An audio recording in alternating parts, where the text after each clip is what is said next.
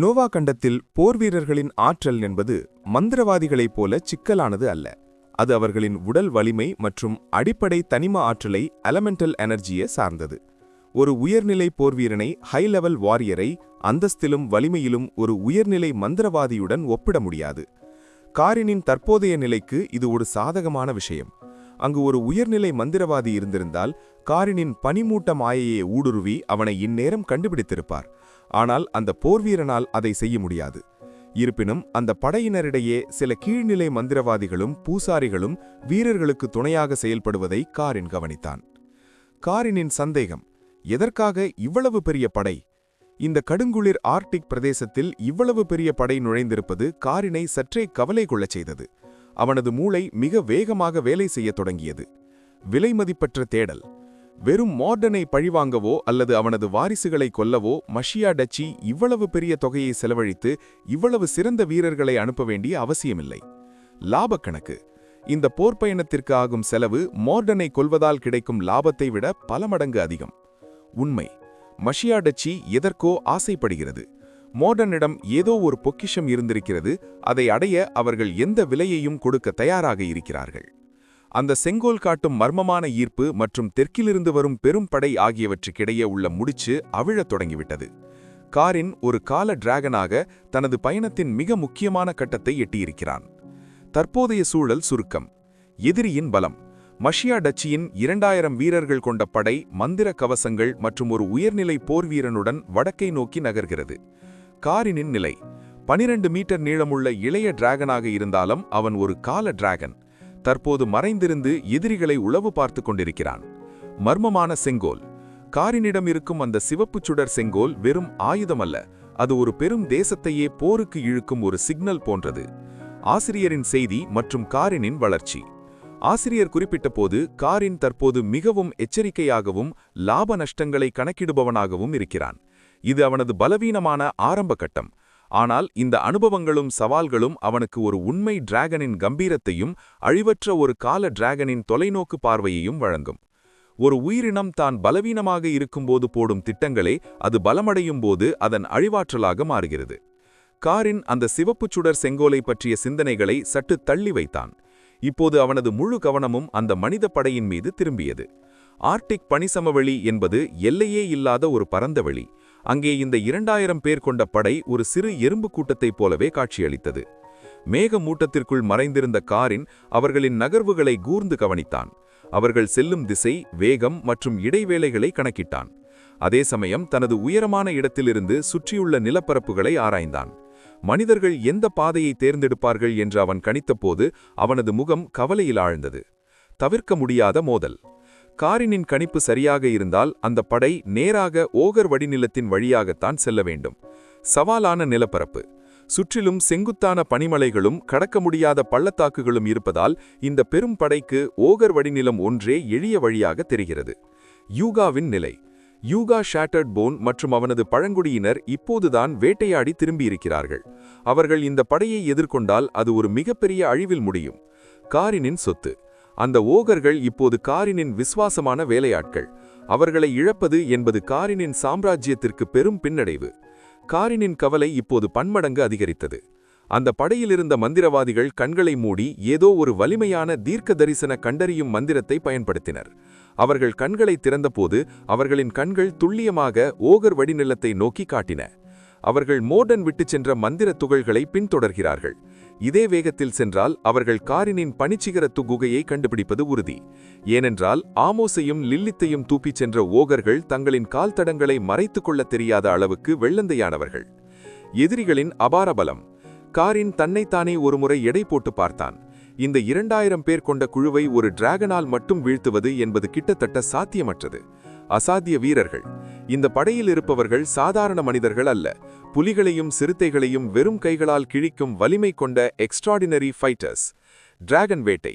நன்கு பயிற்சி பெற்ற 1000 வீரர்கள் இருந்தாலே ஒரு முதிர்ந்த டிராகனை வீழ்த்திவிடலாம்.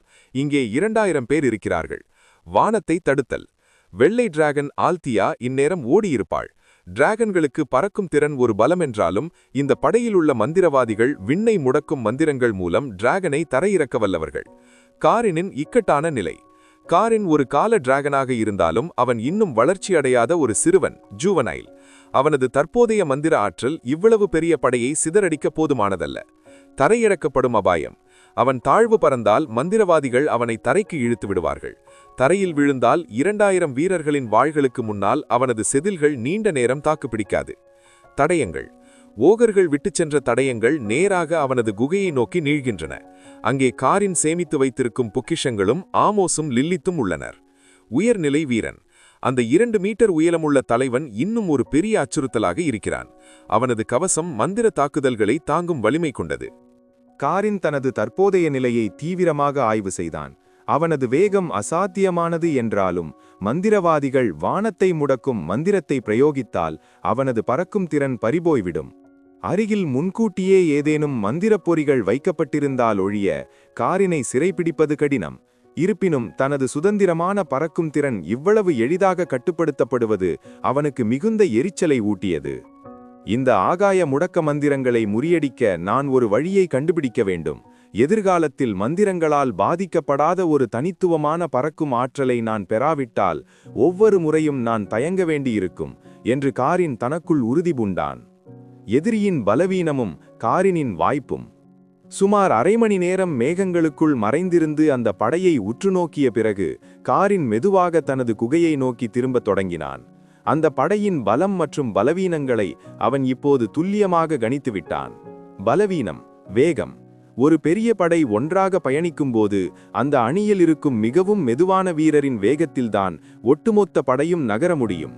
இதனால் அவர்களின் வேகம் மிகவும் குறைவு. வாய்ப்பு, நேரம். அவர்கள் ஓகர் வடிநிலத்தை கடந்து பனிச்சிகரத்தை அடைய இன்னும் கணிசமான நேரம் எடுக்கும்.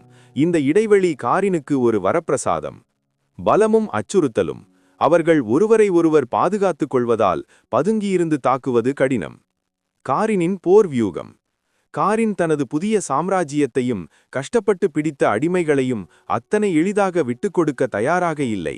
அவன் தனது குகைக்கு திரும்பி பின்வரும் திட்டங்களை செயல்படுத்த தீர்மானித்தான். படை திரட்டுதல். யுகா தலைமையிலான ஓகர்கள், பனிப்புலிகள் மற்றும் ஆமோஸ், லிலித் ஆகியோரை ஒன்றிணைத்து ஒரு தற்காப்பு அரணை உருவாக்குதல். மின்னல் வேக தாக்குதல். எதிரிகள் சோர்வடையும் தருணத்தில் அவர்கள் எதிர்பாராத நேரத்தில் ஒரு திடீர் தாக்குதலை நடத்துதல். நிலப்பரப்பு சாதகம். ஆர்க்டிக் பனிப்பள்ளத்தாக்குகளின் இரகசியங்களை காரின் மட்டுமே அறிந்தவன். அந்த நிலப்பரப்பை பயன்படுத்தி எதிரிகளை பொறியில் சிக்க வைத்தல். காரின் செயலற்று காத்திருப்பதை ஒருபோதும் விரும்பவில்லை. அந்த மனித படை தனது குகைக்கு வந்து மோர்டனின் உடைமைகளை கண்டுபிடித்து போரை தொடங்குவதை விட அவனே முன்முயற்சி எடுத்து தாக்க தீர்மானித்தான். அவனிடம் இப்போது ஒரு சிறிய இராணுவமே இருந்தது. பனி ஆவிகள், அச்சமுறுத்தும் பனி பல்லிகள், வெள்ளை வேட்டை நாய்கள் மற்றும் வலிமையான ஓகர்கள். பனிச்சிகரத்தை நோக்கி திரும்பும் வழியில் காரின் ஓகர் வடிநிலத்தில் இறங்கினான். அப்போதுதான் வேட்டையை முடித்து திரும்பியிருந்த யுகா காரினை கண்டதும் குழப்பமடைந்தான். காரின் தாழ்வாக பறந்து வந்து யுகாவின் கண்களை உற்று பார்த்து மிகவும் தீவிரமான குரலில் கட்டளையிட்டான். யுகா, இப்போதே போன் பிரேக்கர் பழங்குடியினரின் அனைத்து போர்வீரர்களையும் திரட்டிக்கொண்டு பனிச்சிகரத்திற்கு வா. எனது அடுத்த உத்தரவுக்காக காத்திரு. ஒரு பெரிய மனித இராணுவத்துடன் போர் புரிய நாம் தயாராக வேண்டும். ஓகர்களின் எழுச்சி. காரினின் குரலில் இருந்த தீவிரத்தை கண்ட யுகாவுக்கு முதுகுத்தண்டில் ஒரு நடுக்கம் பரவியது. காரணம் தெரியாவிட்டாலும் தனது எஜமானரின் கட்டளைக்கு அடிபடிவதே முறை என்று அவன் உணர்ந்தான். யுகாவின் உறுதி. நிச்சயமாக எஜமானே, போன் பிரேக்கர் பழங்குடியினரின் வீரர்கள் உங்களுக்காக தங்கள் உயிரையும் கொடுத்து போரிடுவார்கள் என்று அவன் உறுதியளித்தான். ஆக்ரோஷம். மனிதர்களுடன் போர் என்ற செய்தியை கேட்டவுடன் அங்கிருந்த மற்ற ஓகர்கள் தங்கள் கனமான ஆயுதங்களை உயர்த்தி பிடித்து உற்சாகமாக போர்க்குரல் எழுப்பினார். ஆவல். அவர்கள் ஓகர்கள் என்று அழைக்கப்பட்டாலும் தங்களது வாழ்நாளில் மனிதர்களை அவர்கள் பார்த்ததே இல்லை. இப்போது மனிதர்களை சந்திக்கப் போகிறோம் என்பதும் அவர்களின் இறைச்சியை சுவைக்கப் போகிறோம் என்பதும் அவர்களை வெறித்தனமான உற்சாகத்தில் ஆழ்த்தியது. காரினின் வியூகம். த கிராண்ட் ஸ்ட்ராட்டஜி. படை திரட்டுதல். ஓகர்கள் பனிச்சிகரத்திற்கு வந்தவுடன் காரின் அவர்களை மற்ற மாயாவி விலங்குகளுடன் இணைத்து ஒரு கூட்டுப்படையாக மாற்றுவான். கூர்நோக்கு. ஆமோஸ் மற்றும் லிலித் ஆகிய 2 வெள்ளை டிராகன்களையும் இந்த போரில் முன்னிலையில் நிறுத்த காரின் திட்டமிடுவான். திடீர் தாக்குதல். மனித படை ஓகர் வடிநிலத்தின் குறுகிய பாதைகளை கடக்கும்போது மலையுச்சியிலிருந்து கற்களையும் பனியையும் உருட்டிவிட்டு அவர்களை நிலைகுலைய செய்ய காரின் திட்டமிடுகிறான். காரின் பனிச்சிகரத்திற்கு திரும்பியதும் அங்கிருந்த அனைத்து மாயாவி உயிரினங்களையும் ஒன்று கூட்டி வரப்போகும் போரை பற்றி அறிவித்தான். வேட்டையாடும் குழுக்கள் அனைத்தும் இப்போதே குகைக்குள் திரும்ப வேண்டும், பாதுகாப்பை பலப்படுத்துங்கள், ஒரு நொடி கூட கவனக்குறைவாக இருக்க வேண்டாம் என்று அவன் ஆணையிட்டான். காரின் யதார்த்தத்தை உணர்ந்திருந்தான். அவனது படை எண்ணிக்கை அடிப்படையில் பெரியதாக இருந்தாலும் மனித இராணுவத்தைப் போல அவர்களுக்கு ஒருங்கிணைந்த பயிற்சி இல்லை. மனித வீரர்கள் ஒருவரை ஒருவர் ஒத்துழைத்து போரிடுவார்கள், ஆனால் இந்த உயிரினங்கள் தங்களின் தனிப்பட்ட வேட்டை குணத்தை வைத்தே போரிடும். இருப்பினும் ஆர்க்டிக் நிலப்பரப்பில் இவைகளால் எதிரிகளுக்கு பெரும் சேதத்தை விளைவிக்க முடியும். யுகா தலைமையிலான ஓகர்கள் தங்கள் கனமான ஆயுதங்களுடன் பனிச்சிகரத்திற்கு வந்து சேர்ந்தனர். அவர்களின் ஒவ்வொரு அடியும் நிலத்தை அதிலச் செய்தது. கொடூரமான பனிப்புலியின் வருகை. சூழலில் நிலவிய கனத்த அமைதியும் போர்க்குணத்தையும் உணர்ந்த அந்த கொடூரமான பனிப்புலி மெதுவாக தனது குகையிலிருந்து வெளியே வந்தது. வானத்தை நோக்கி ஆக்ரோஷமாக கர்ஜித்த அது காரினை நோக்கி வடக்கத் தொடங்கியது. அதன் கண்களில் இரத்தவெறி பிடித்த வேட்டை குணமும் காட்டிச்செறியான ஒளியும் மின்னின. அதை பார்த்த காரின் அதன் தலையை மென்மையாக தட்டி கொடுத்தான். அந்த புலி இப்போது காரினின் ஒரு முக்கிய போர் தளபதியாக மாற தயாராக இருந்தது. காரின் தனது வரைபடத்தில் ஒரு குறிப்பிட்ட இடத்தை நங்கூரமிட்டான். அது ஒரு குறுகிய பனிப்பள்ளத்தாக்கு. இந்த பாதையை கடக்காமல் மனித படையால் முன்னேற முடியாது.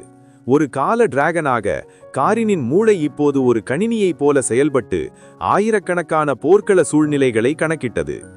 மனித படை ஒரு பெரிய கோட்டை போன்றது, ஆனால் அந்த கோட்டை ஒரு குறுகிய பள்ளத்தாக்கினுள் நுழையும்போது அது ஒரு நீண்ட சங்கிலியாக மாறும். அந்த சங்கிலியை துண்டு துண்டாக உடைப்பதே காரினின் திட்டம். தாக்குதல் வியூகம். 3 கட்டங்கள். முடக்க நிலை. மனித படை பள்ளத்தாக்கின் நடுப்பகுதிக்கு வந்தவுடன் காரின் தனது பனிமூட்டம் மந்திரத்தை பயன்படுத்தி பள்ளத்தாக்கு முழுவதையும் அடர்ந்த புகையால் மூடுவான். இது மனித மந்திரவாதிகளின் பார்வையை மறைக்கும். மேலிருந்து தாக்குதல். பனி ஆவிகள் மற்றும் வெள்ளை டிராகன்கள் பள்ளத்தாக்கின் விளிம்புகளிலிருந்து பனிப்பாறைகளையும் மந்திர தாக்குதல்களையும் தொடுப்பர். உயரமான இடத்தில் இருப்பவர்களுக்கு எப்போதும் சாதகம் அதிகம். தரைப்படை வேட்டை. குழப்பத்தில் இருக்கும் வீரர்களை யுகா தலைமையிலான ஓகர்களும் இரத்தவெறி பிடித்த அந்த கொடூரமான பனிப்புலியும் பள்ளத்தாக்கின் இரு முனைகளிலிருந்து தாக்கி சிதறடிப்பர். காரினின் புதிய கவலை. வரைபடத்தில் ஒரு புள்ளியை வைக்கும்போது காரின் நிறுத்திக் கொண்டான். அந்த உயர்நிலை வீரன். அவனது கவசம் சாதாரண மந்திரங்களால் துளைக்க முடியாது. இவன் ஒரு தடையாக இருப்பான். அவனை நானே நேரடியாக சந்திக்க வேண்டும் என்று காரின் முடிவு செய்தான். தனது கால கசிவு திறனை பயன்படுத்தி அந்த வீரனின் வேகத்தை மட்டும் குறைத்து அவனை நிலைகுலைய செய்வதே காரினின் துருப்புச்சீட்டு.